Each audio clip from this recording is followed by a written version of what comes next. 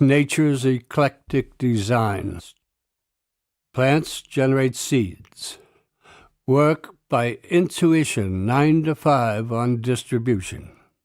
The business plan's pragmatic, but few are the ways that the greening of their species can be saved.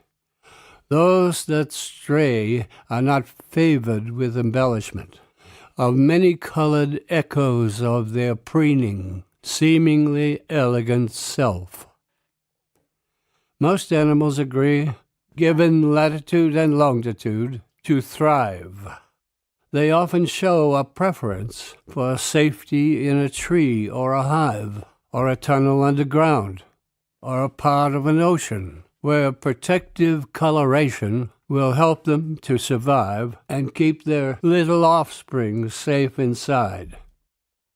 Then along came we. Though we started in a prehistoric sea, we eventually moved into trees. In the happiest of ways, we decided, by selection of a mate, that it might be quite delightful to create some little copy of ourselves. Then, because of super brains, we decided that the world and every other kind of life was ours to control, and, if necessary, decimate. Though not everyone agreed, many tried to intercede. There was something in the ego interacting with the id and a human vision of survival.